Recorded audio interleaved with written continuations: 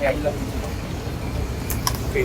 Ma'am, you have an opening statement. Oh, yeah. So, um, well, hindi ko alam kung ano yung mga ginagawa ng mga doctors, pero sinabi ko lang sa kanya na gusto nung nanay na tingnan siya ng mga doctors at yun, sinabihan ko yung mga doctors na gawin nila lahat kung ano yung kailangan nila gawin. So, hindi ko naiintindihan ba, kanina ko lang naisip nung nagkakagulo na sa ambulance na paulit-ulit kami humihingi ng tulong doon sa loob ng detention center. Tapos, walang tumutulong sa amin. Nung tinanong ko yung doktor, pwede bang private vehicle na lang ang pagkargahan? Sabi niya, kung wala naman talagang ambulance, sabi niya, okay na yan. Ako na ang mag-assist sa patient. Tapos, nung nandiyan na yung private vehicle, biglang may dumating na ambulance ng police. So, ibig sabihin, nandun lang sila sa vicinity, sa loob ng HOR. Wala silang ginawa. Sinabi na namin, doktor ninyo, doktor namin, kahit sinong doktor. Ambulance ninyo, ambulance namin, kahit anong ambulance yan. Tapos bigla, nung ilalagay na sa private vehicle, biglang may aparisyon, darating na ambulance ng police. Sinabi nung next of kin, sinabi ng doktor, dalhin nyo sa St. Luke's QC, kasi dito siya lagi na-admit sa lahat ng kanyang problema. Dito lagi siya na-admit. So, nandito yung medical records. Bigla na lang, nagulat kami lahat, nandun na kami sa veterans. Bakit? Di ba parehong hospital lang naman yun? Veterans or St. Luke's? Hospital.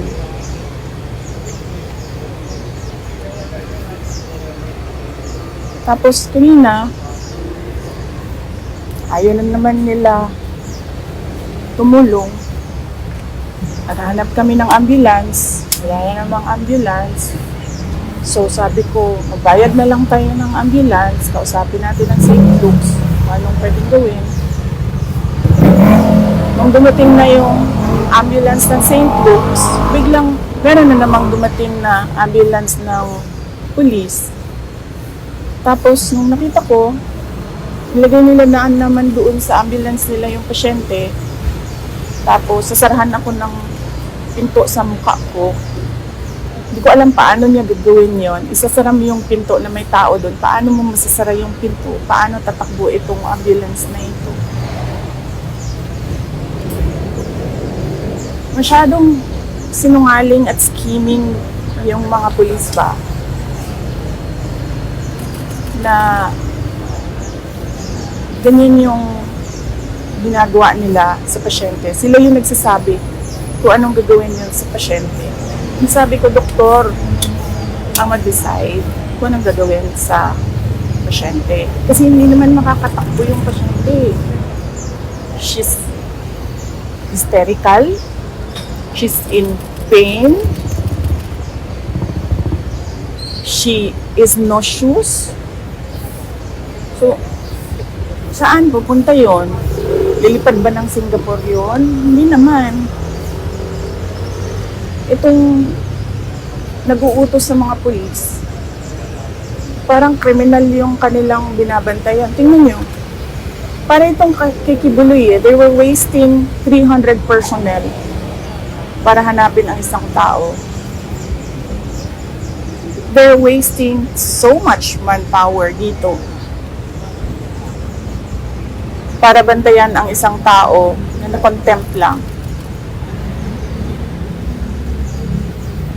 Tapos, ano yun? Kanang atikon pa ba ang mga tao ba?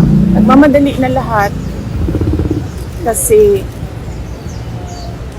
ang iniisip natin yung well-being ng pasyente, nagmamandali na lahat.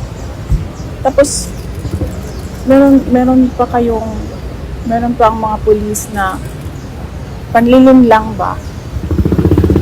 Sinabi na, sasakay sa ambulance ng St. Luke's, sinabi na, pupunta sa St. Luke's. It's truly exasperating. Kahit pulis, hindi mo na maasahan na tumulong. Tapos, gugulangin ka pa. Tama ba yung term na ginamit ko? Gulang. Lalansingin ka pa. Lalansingin ka. Lalansingin ka pa. Diba? Saan papuntang tao? Saan? Kung mismong congressman mo, papatayin ka, yung police, lalansingin ka, tingnan nyo yung palibot. Anong klaseng police yan? SWAT? Tingnan nyo yung dami ng SWAT dyan. Ano yun? Gangster? Drug lord? Chief of Staff lang yun ng Office of the Vice President. Na, for the record, hindi nag-abscond, hindi fugitive. Nag-attend ng hearing, nagpa-detain to cooperate. So, wala naman tayong, it's not our call kung gaano kadaming police dyan. Diba? Pero, yung lalansingin ka ng police, hituhin ka ng police. Ano yung sabi ng doktor kanina? They are so dishonest. Yun yung term na ginamit ng doktor kanina. Yung mga police, they are so dishonest. She was so frustrated because she had her patient in mind. And yet, somehow, kung sino man yung nag-uutos nitong lahat, they don't care if you die. You're just one of those na, awan ko na, hindi ko na alam. There's no, How is she? Kumusta si Attorney Lopez? you cannot talk to her. But I understand, meron siyang mga questions na sinagot ng, merong mga questions sa doctor na sinagot niya. Pero kami, she doesn't respond to us. So I don't know kung anong. May binanggit po bang initial diagnosis of doctors? Wala silang sinabi sa akin. Yeah, so Last na lang, you will stay dito sa St. Luke's kasama si Attorney Lopez? Yes, oo. Kasi wala siyang next of kin. So kanina, sa cellphone lang nakikipag-usap yung nanay. Sinabihan niya lang ako na take care of my daughter. So sabi ko, I promised her, sabi ko na kung ano yung gusto mo, tita, yun yung masusunod dito. Mark? Ma'am, may information na hindi daw dito dadalhin ng mga police from veterans kundi doon sa correctional direction. Kaya ganito yung karami yung mga police kahit sa iba pang mga police district. Kaya nga, well, likely, baka ganun nga. They're so dishonest, yung mga police.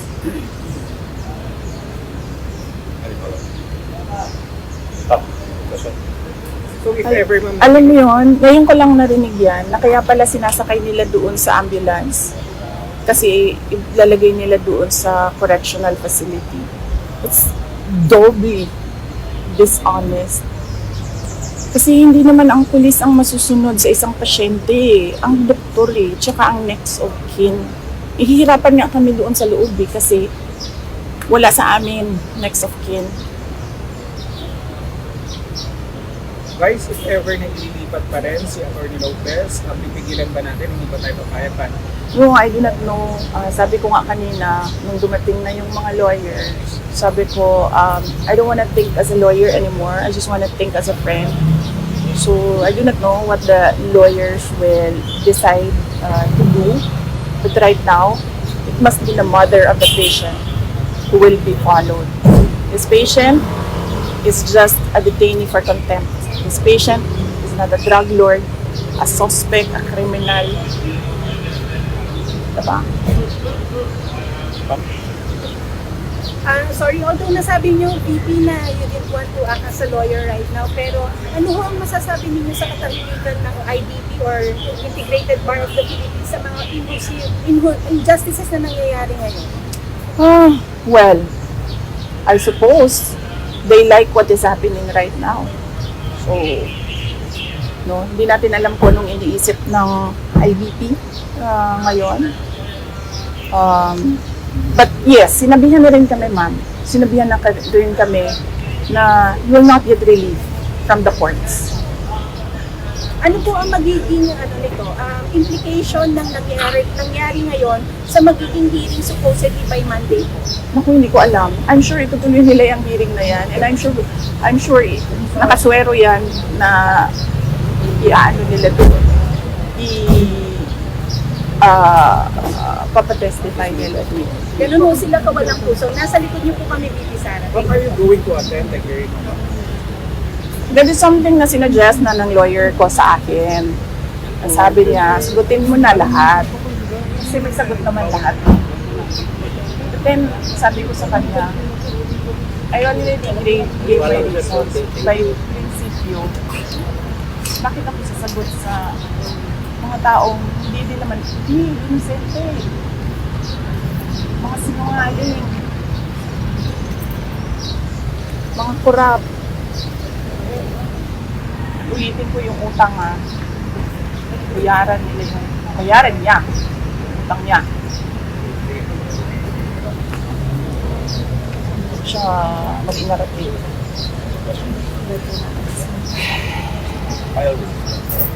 Wala, I have no final words, but thank you.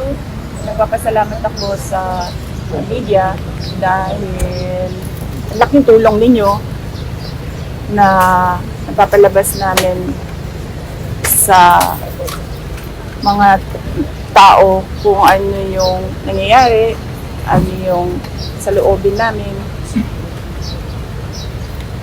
But really, yan yung paulit-ulit na sinasabi ko kanina sa police ba. I mean, you should implement lawful orders. Kung na order is patently illegal, gagawin mo pa ba ang lahat to implement an illegal order? Saan ka nakahanap ng committee order na nangyari between 6:15 p.m. to 12 midnight on a Friday na walang pasok ang House of Representatives? Na hindi naman man lang nila sinabi doon na we conducted a meeting with the permission of the Speaker. And look, pagdating ko doon, hindi mo man lang alam kung sino yung kausapin mo kasi wala yung Sergeant at Arms. I mean, hindi ba yun? I am the Sergeant at Arms. Here is an order. I am assisted by the police. Wala. Walang Sergeant at Arms. Kanina, you were begging. Sino ang pwedeng kausapin for an ambulance? And then ngayon ko lang naisip nung himasmasan ako dyan sa loob. Yung ambulance ng police nandun lang the whole time. Lumabas lang siya nung lumabas na yung private vehicle.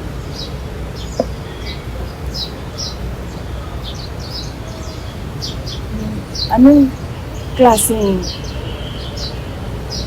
health care protocol yan?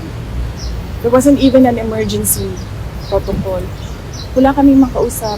Ang lahat ng tao umaakyat sa third floor and hindi na sila bumabalik sa baba.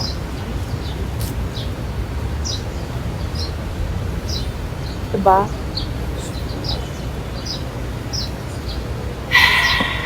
Di ho ba kayo natatakot para sa sarili ninyo bilang po kayo nag-hold ng office ngayon at nakaya nilang gawin kay Yusek Zulaika at maaaring gusto nilang gawin din sa inyo? Oo, yes, ma'am. Alam ko na. Ako naman kasi talaga yung target, diba, ma'am? Ako talaga yung target. Except that, dahil nga wala silang ebidensya, ang ginagawa nila, iniipit yung mga tao, thinking na meron dyan isa magsasalita. Ang problema, kasi wala talaga silang ginawa. Bakit nila kine-question yung management style ko na on a need-to-know basis yung mga tao? Kung ang chief of staff, pakiramdam ko, hindi niya kailangan malaman ang isang bagay, bakit ko isasabihin sa chief of staff? Kung ang ASEC, hindi niya kailangan malaman ang isang bagay, bakit ko naman sasabihin doon? Bakit nila kina-question yung management style ko? Ang sasabihin nila, nagsisinungaling yung tao. Hindi naman nila kilala. Hindi nga nila alam, hindi ako nag-i-aircon eh.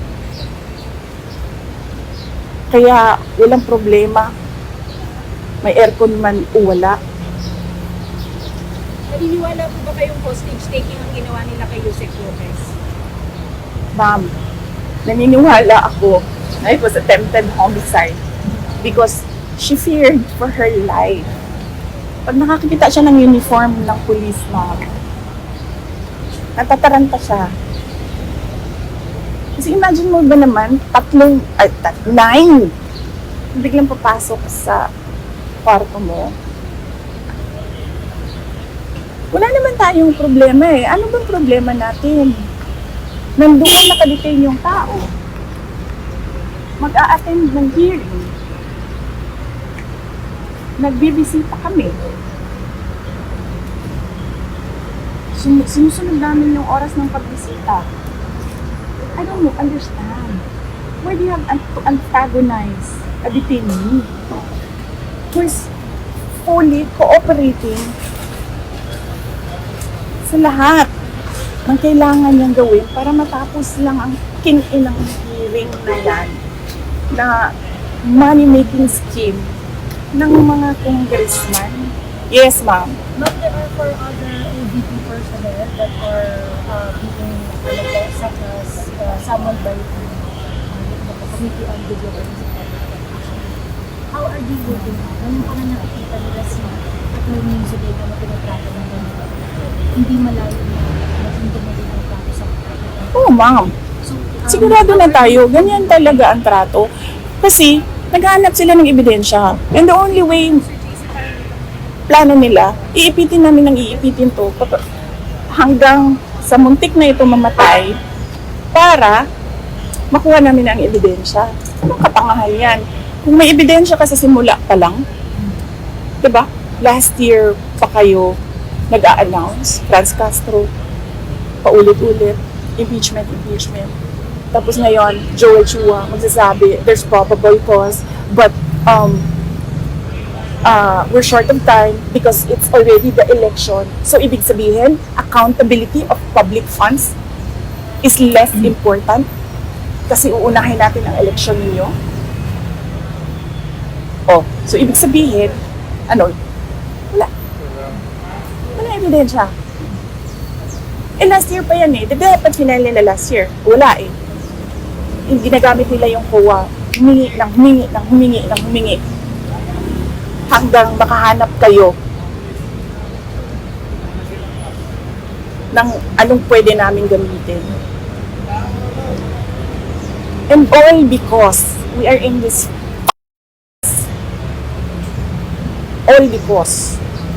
gusto ni Martin Romualdez mag-president. Hindi siya makontrol ng presidente natin.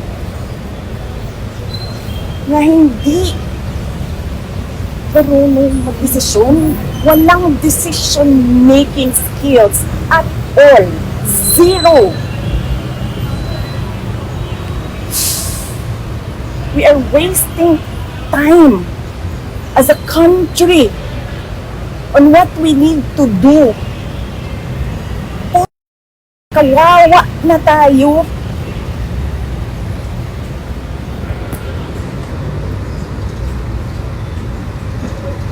Pero nandito tayo.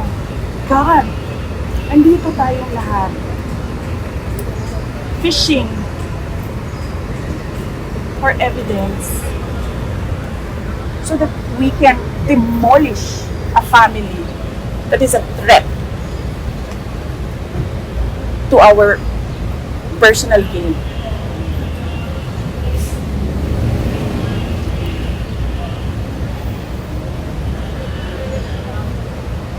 We are wasting time.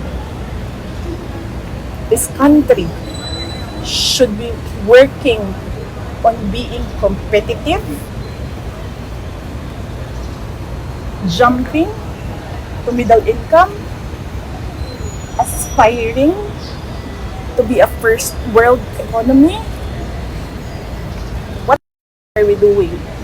Doing nothing at all. Magkano ang dollar? Nasaan ang remittance ng mga OFW na inaasahan lagi ng gobyerno na hindi naman dapat?